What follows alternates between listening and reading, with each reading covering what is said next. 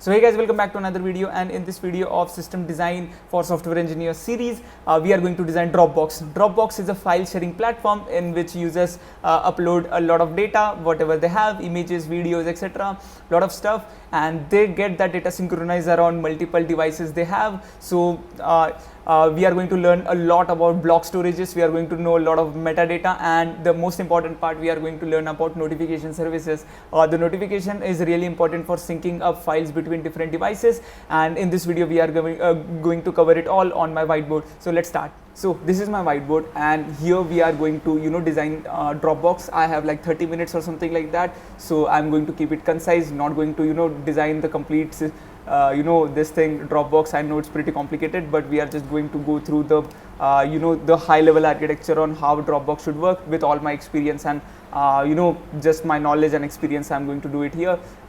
So let's first start with getting nodes. So that allows design a large scale cloud storage service like Dropbox that allows users to upload, store, sync and share files across I will keep this in bracket because we need to this in front end side, like front end people should be able to see this. Just remember that it's essential to go through the details of the questions. So the system should support 1 billion users. That's a pretty huge amount of users, and handle 500 billion. Okay, I will write it down. 500 billion files, which means and for per one, so average AVG file size is like 500 billion, not billions. 500 billion for average file size is 1 MB, so that rounds it up to 500 petabytes of data. And we are also assuming a 3x replication of data, which is equal to, which will go up to 500 EBs of data. That's so huge, that's so much huge amount of data that we are storing here. Then we have metadata per file, which is like 1 KB,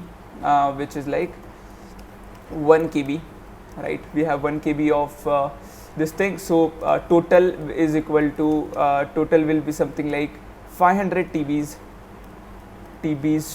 of, we have 500 TB of file metadata, and metadata per user for users, metadata per user is equal to I would say 1 KB. Again, 1 KB is enough, so that sums it up to so we have like a billion users, so it's like 1 terabytes of total metadata per user. Describe high level architecture focusing on how would you store files, and is really important. Now metadata support efficient synchronization across device, ensure durability. So I need to remember this because there are a lot of theorems that are going to be mentioned here. Durability is requirement, availability is our requirement. Durability, availability, and enable fast file sharing and retrieval. Done. So first of all, whenever you start with something like that, you should always make sure to ask enough questions to the interviewer or the team that you are working with, or anybody. Like if you are building a system, you should always ask these much lot of questions regarding it, and you should always clarify all your requirements so that you don't go out of scope or something like that. Okay, feel free to take a lot of time, not a lot of time, but you should take enough time like to clarify the constraints, and then you can obviously start with the design. So first of all, we will define this scope has been already defined, so we are just going through this. These are like durability, availability, and fast sharing, something like non-functional requirements, something like that we have taken in here. We know the high scope of this thing, like we don't have to go beyond this or something like that. This is the scope, like we should ensure like we are only focusing on upload, store, sync and share files, and not a lot of authentication and things like that. So now we will start with the high level system design of this. So first of all, let's start with the Dropbox client that is going to face the users. I'm going to name this Dropbox client. This is the user facing side of it. So videos and photos and everything is going to be uploaded from here. We have, like, for this question, like we have this file size as 1 MB. We can do this with we can consider that these are like photos, images, videos or something like that. It's not a lot of data, but for this question I think it's okay. Since we have a billion users, I would like to represent it with like this, so that we can understand like, okay, there are a lot of users, something like that. And yeah, so what you do is when you are initiating a file upload service, something like that, how will it look like file uploading process? What does it has? A file has a metadata, and a file has, first of all, we need to make sure that metadata is sent or something like that, and then we have the actual file. So for the metadata part, let me go ahead, and metadata can be file name. It can be file size. We care about it a lot. Then we can have some more things like file, anything created, date created, and file format. That is something that this can contain, something like that, and etc. A lot of things can be included here, not relevant for us. We just care about file name and file size at this point. So then we will need to send such data into a service. So that can be our metadata service, something like that. I will color it green for good visuals. I will keep it here. I will say this is like our metadata service, really important. Okay, so again, we have like a billion users, so we don't want to flood it everything with this thing. We will just try to create multiple services that can handle it. So this concept is called as a horizontal scaling. Horizontal scaling is like you deploy multiple services, and we need to keep all these services stateless, so that we can store states and data into a database, which will be defined later. So let's talk about the metadata service. So what will metadata service will have? I am writing metadata. So metadata service. So metadata service is a stateless service. Okay, part of horizontal scaling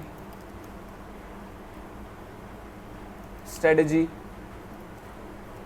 I don't know the spelling of strategy honestly, so I will just it's good. It's always good to write spellings. So stateless service, it's a part of horizontal scaling and uses and only processes, like it's the part of stateless services, but I will just write it, only processes requests. Okay, no state. It's part of the stateless service, and you don't have to explain so much to the interviewer. They already know it, but yeah, again, I'm just explaining here so that all the audience can get it. So this is our I would say load balancer, because now we have multiple services, so we need to distribute the load. So this is like a load balancer. I will write it down, load balancer. Again, multiple strategies can be used here for load balancing. Okay, this much is good. Okay, multiple strategies can be used for load balancing. We can use like something like round robin, or we can use things like that. In this case, it doesn't really matter, like those people can obviously figure things out. Just to let the people know that okay, we are like familiar with load balancer, to let the interviewers know or something like that. Load balancing strategies, TGRY. Okay, always bad with spellings. Okay, load balancing strategies. We can have round robin. Still, the spelling is round robin. We can have like weighted round robin. We can have like more, etc. There are a lot of strategies, even I don't remember right now. You can go ahead to Wikipedia or something like that and find it out. I'm going to create another video completely on load balancing strategies. It's really easy. It's all about like how you distribute the traffic from here and there. So first of all, the user is going to send us a request with metadata, like okay, I want to upload a file. Give me some kind of metadata. Take some metadata from my side, so that you can know which kind of file is going to come in your way. So first of all, our data will go to metadata. Okay, it will go here. So it will go to any server, like it can be to anything. You can make multiple arrows, but I'm just making one. But just assume that load balancer is distributing among these three. Okay, among these three. So what we are going to do is then we need to process this metadata. Okay, what we have, how we have, something like that, allocation and things like that. But obviously these are like stateless, so we need to create a database which stores this. So first of all, we need a database, metadata database. Now metadata database, let's see like how do we define a database, like why do we need which kind of database do we need, how can you figure this out in your interview or something like that. I know. So first of all, metadata is like how much metadata we have. Like go here and see, we have metadata per 1 KB, 500 TBs of storage. So that's a lot, but we also need fast retrieval. 500 TB is okay, it's not like 1.5 petabytes or something like that much. Even I don't know what is the full form of EBs, it's so much amount of data, it's like 3x 500 petabytes, something like that. But we have like 1 KBs of data per metadata file and something like that. So we have 1 KB, so we need our chunk of data is really small, and these are 500. So it's all about like how fast we can go, is all about it's all about this. It's all about searching strategies or which kind of database we are using here. But in this case, I would probably go with a NoSQL database. You can go with like SQL or something like that, but MongoDB is I think can suit our requirements in here. So let's say it's like a MongoDB. I will write it down here, down, because let's keep it generic. You can use MongoDB. AWS has some good services. I don't know the name, like AthenaDB or something like that. One example is all right, Firebase or something like that. You can use here. Firebase is, again, we have a lot of data, so I don't know what will happen with it. But yeah, self-deployed MongoDB is great. Again, you can like distribute it, something like that. Create a cluster of databases so that you can distribute them. But here we are going to use MongoDB. You can also use MySQL, PostgreSQL, SQL, PostgreSQL database, etc. Anything you can use depending upon the low level requirements. Anything, no SQL or SQL database. Okay, so we can use this. I will just make it a bit smaller. Yeah. So we have the metadata, this thing here. So what we are going to do is, first of all, we are going to try to upload the metadata into the metadata database. It sounds all right. Like let me color it differently. Like the load balancer is also in the same color. I will make it purple. So yeah, this is the metadata database. So whenever we get some metadata, we are going to do our calculations, we are going to do our processing. That depends on the low level engineering team, and then we are going to push the metadata into this database. So now database is going to store this, and now we need to figure this thing out, like how are we going to store the we have to provide a location for the file to store. Like now our system is pretty aware of which kind of data is going to come in. So we need to send we need to store the metadata here, and we need to provide a place where this client can store the data. So this is going to allocate the data. So let me write it here. Metadata service processing. So how will it process the data? It will first understand the metadata. So it's like deserializing the metadata, then store the metadata into the database and send client a space to upload the data, the real chunk of data, right? The real chunk of data. So we need to make sure that we are doing this. So what will happen is the metadata service will respond to the Dropbox client about the URL or space where all the data should go. It's usually another IP address or something like that to another service. So yeah, we need that service here. So what I'm going to do is get this thing and create another service. Let's keep the shape and size same. I will call this as a block storage service. Block, do anything, I don't care. You can put it back, and again we should distribute it with horizontal scaling, because 1.5 billion people are like uploading the files in here, so it's going to be pretty hectic. Should I change the color to anything else? Let me keep it this colored or something like that, or this. Yeah, this one, no. Okay, this one sounds good. Like, okay, this one is good. No, it's the same color. No, let's make it. I am so confused by this color.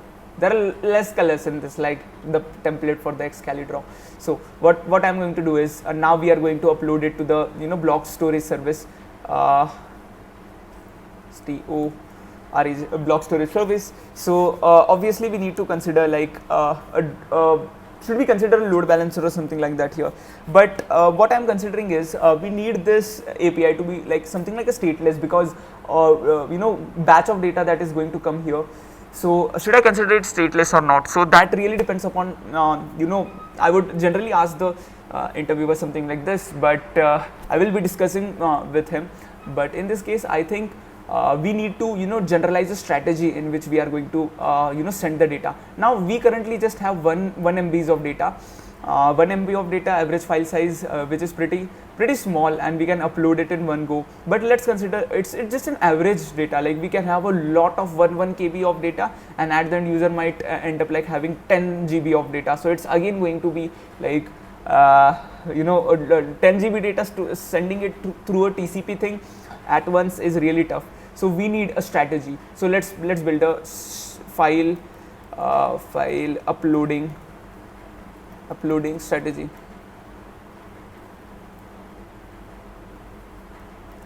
Why I'm so bad at spellings, man.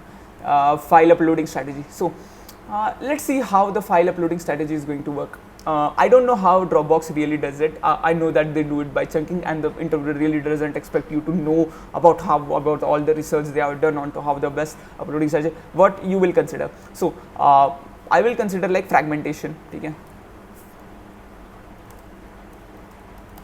I will consider fragmentation of files.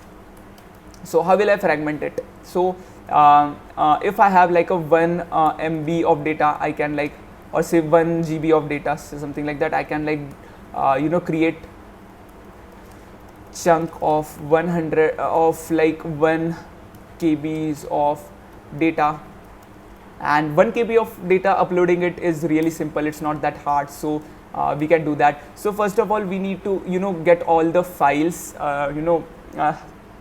We have to like get the file, distribute into multiple fragments or chunks, and then we can put a hash, something like that to it, and then we can upload it. Like the Dropbox client is pretty much capable of sending things in chunk by chunk. So when the data chunk by chunk will come here, it needs to understand that we have some kind of session or something like that in the database or something like that. So what we are going to do is, let's not take it directly to the this thing, like let's not directly, okay, let's add a load balancer. Why not? Let's just add a load balancer. I will create one more here. This can be a different system, but let's add a load balancer. Same strategies are going to be used once again. I will use a load balancer here, so that the data sent would be pretty distributed among this all the servers. So then what will happen is, first of all, the data will go to the block storage as always, and then we are going to store it in block storage. I will explain like how we are going to distribute, how we are going to make sure that that all the chunks fall in the right places. I will just color it. What should I color it? I should color it green this time. Yeah, green is good, and I should color it like blue. Blue sounds good for now. Let's keep it blue. So this is our bucket storage. You can call it something like a blob storage. Let's call it block storage. Something like that. So let me keep it small. Okay, so this is a block storage. So we are going to store our data in here. Again, we can do a lot of how we are going to distribute it all. Let's keep it just like one block storage right now, just for the sake of simplicity. Then we are going to store it with the block storage, right? So what will happen is, when the metadata will go here, we will be defining like how many chunks that we should define. So how many chunks that we are going to define. So distribute, tell the client about chunking. So if a file is like 1 KB, we don't need to chunk it. But about fragmentation, then we don't need to fragment the stuff, something like that. But in this case, when we have like a big, when the service metadata service identifies that okay, the file size is big, which has been defined here, you should obviously go ahead and make sure that the fragmentation is happening. Again, my spelling is wrong. always try to get the spelling right. Fragmentation, tell the client about the fragmentation, and how the fragmentation will happen is we will have a file, something like a file, and that file is going to be fragmented into multiple chunks. So this can be something like a hash, and then some 1 KB of data, 1 KB of data, and we can have it like multiple times, like we can do this, and we can have like this block of storage that is going to be uploaded one by one into this block storage, and we need to make sure that the file name is associated with the right hashes. So the best thing that we can do here is, as much as I can understand right now, this service will return like how many chunks, return chunk sizes. Why we are returning chunk sizes here? It can happen that we might in the future we might have better technologies where we can send a lot of big amount of chunks, and you can adjust the length of chunks depending upon the geolocation or something like that. So the client can obviously decide how much data to send, how much amount of data to send, and fragmentation and something like that. But we are not going to we will keep it to the I would say we will keep it to the backend server itself, so that engineers can toggle that functionality according to the algorithms they have in behind. So return chunk sizes, and make sure to associate chunk hashes with the file names or say metadata, right? So whenever the metadata is going to be stored in here, we are going to have a field called chunks, fragments. So it will be something like data can be, if we are following some this thing like NoSQL, it can be like file name, it's a file name. We can have something like again file size, some more metadata about date created, something like that, etc. We don't care much about it. The important thing is we clarify that we have chunks, and chunks can be like another this thing, and let me indent it properly. We can have something like hash, and then we can have like some 1 KB of data here. Hash, just store hashes, because we are going to store the 1 KBs of this thing there, and we can like okay, let me make it square bracket by the JSON thing. Okay, so we are going to store hashes in here, so we can have like fragments in here.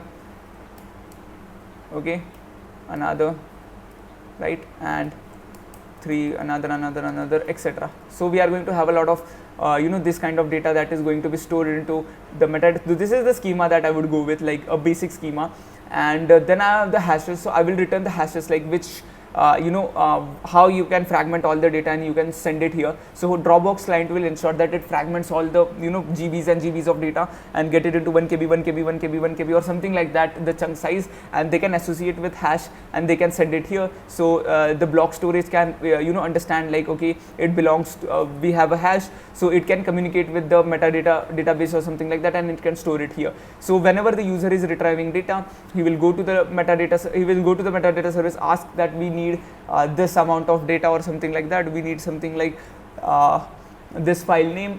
Our metadata service can read that.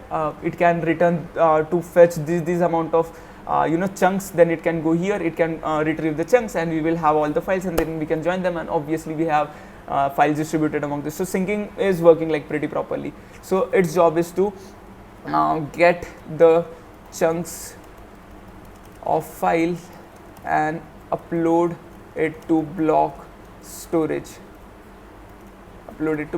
something like this. Again, there can be a bit of optimizations that can done with the database by using like a messaging queue, something like that, so that we don't end up like overloading the block storage. We can do it if we are left with some time here. Okay, then this is like okay, so now we have the schema for this. Again, we can have a schema for this, something like file. No, we don't need the file name. We can have a hash and data, and even we can, if we are authenticating or something like that, we can store it under a particular username so that we can track how much data they are taking and allocate pricing to them or something like that. But now let's go on to the syncing part, like how will other person know that okay, if this client has uploaded, client A has uploaded this, we are assuming that client A, client B, client C, everybody are like same user. Let's consider like we have billions of users, but we have like synchronized file sharing. So if you don't know how Dropbox works, is you can have multiple devices. And multiple devices can upload data, and all the data can be in sync, like your laptop, your phone, your anything, laptop, desktop, everything, your office laptop, everything can be synced with the same data, same images, everything, so that you don't have to access it. So we have a very good use case of syncing, syncing mechanism here. Like we need to sync the data among, if client A uploads something, client B needs to understand if they are in the same user category, if they are under the same users and users have logged on into it. So how will we notify them? So we need something like a notification service. So how we can go with the notification service? So what I will do is notification service. So we can create a service here, and I will tell you like how we can improve it further if we have time. Obviously, notification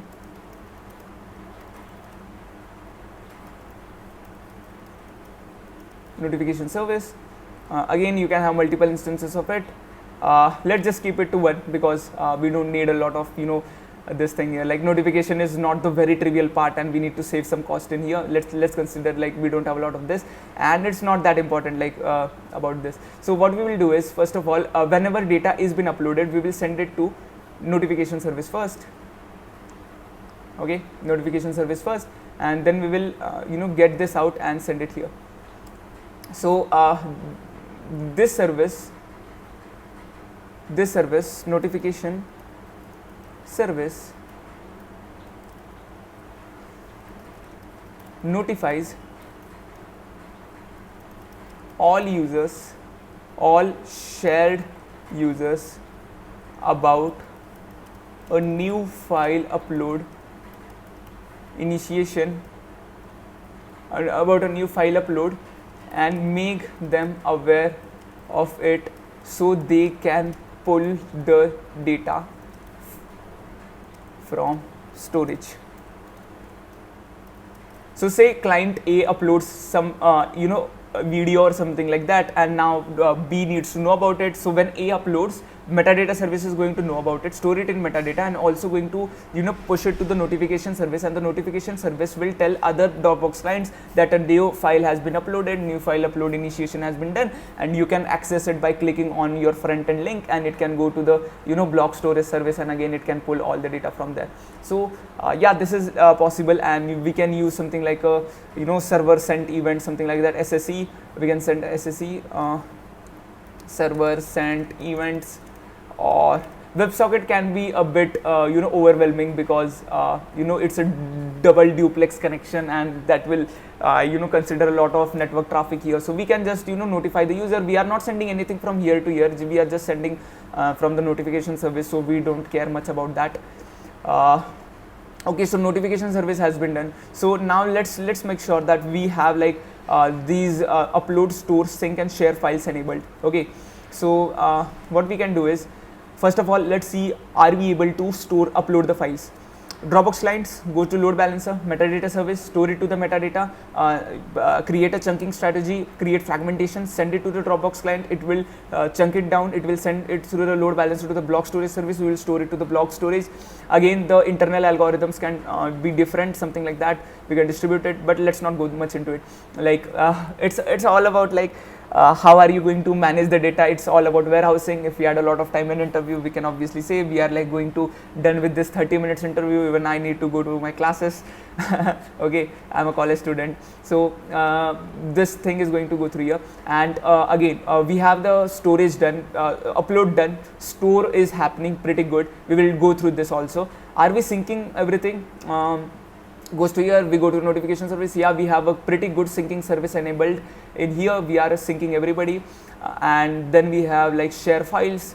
Share files is something across all devices, so obviously we are able to share. So we have this multiple devices, and they are getting aware of this, and they can obviously go to the metadata service, ask more about where to store, and then they can go to the block storage where the data is stored, and they can get the hashes, they can pull it, go to here, get it out from the block storage. So done. This everything has been done. this complete these requirements have been satisfied. Now we have durability, availability, and fast file sharing and retrieval. Are we durable? We have multiple this thing. We have metadata service. We currently have just one, but we can create a cluster or something like that. If we create a cluster and one cluster goes down, it would be a havoc. Now again we have like requirements defined here. So we have like this thing, replication, and so we have 5 billion file, and we also have replication. So let me put replication here. We don't care much about the metadata thing, because metadata they have already defined, like we have per file 1 KB 500 TBs of metadata is going here. So should we care much about it? Probably not, really not. So we can go here and just paste it like this. We can short it down and so store it here. 3x replication we need. Let's give the 3x replication of data.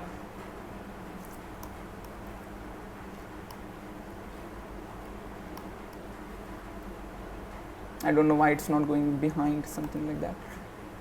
Okay, it's not going. No worries. We can just put it here, and we can just put it here, right? And we can have this here, and we can pull this out, and we can get it here. Like, okay, now it's not looking aesthetically bad. So we have this defined in here. We have these requirements fulfilled. We can have this. Metadata is like, let's go with metadata. Metadata service is now storing all these files. We are pretty proud of this.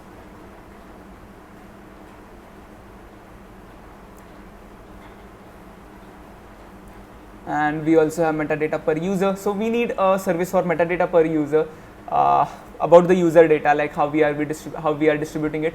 Again, I can create another database like user database. I don't want to disturb this kind of database here, and I will do like a direct retrieval and storing about which files a user has and something like that. Again, everything like logging and things like that can be also managed by the metadata. No, logging let's not put it here. Like we can have a service like user login service, something like that. We don't care about the authentication. We shouldn't have added it, but let's do it like user interaction and miscellaneous service here.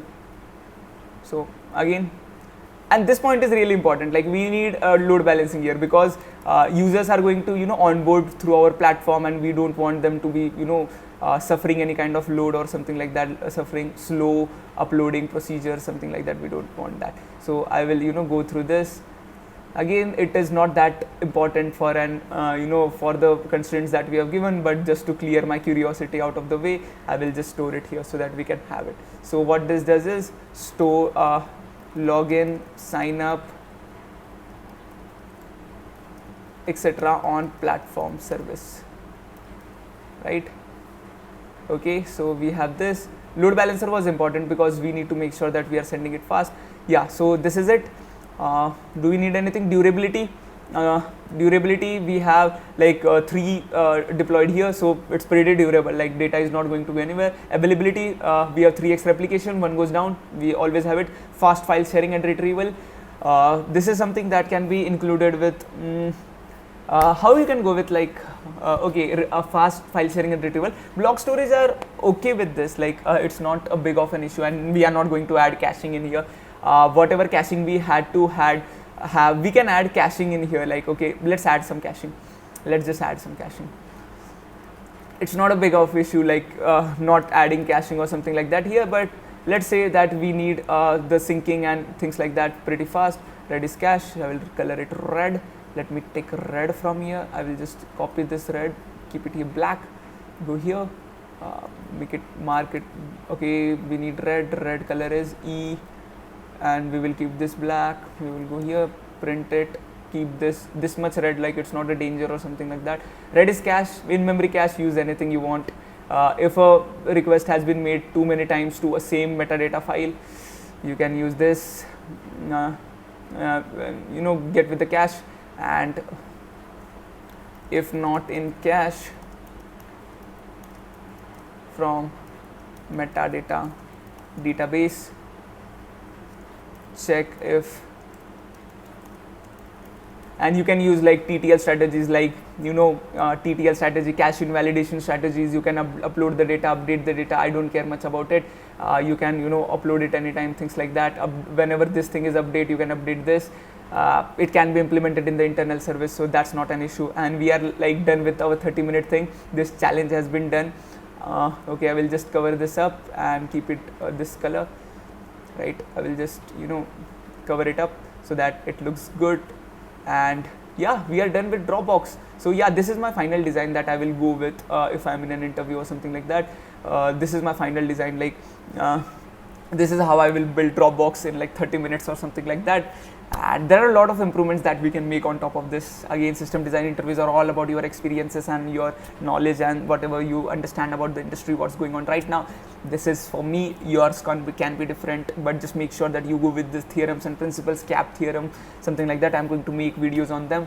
So acid principle, something like that, you should go with that. So yeah, that's it for this video. If you like this, tell me in the comments something like that. I'm always there to answer the questions, and let me know how you love this series and what more improvements can you do with this design. If you had like more amount of time, more 15 minutes, more 10 minutes, I just took it to 30 minutes. So yeah, cool. Bye bye.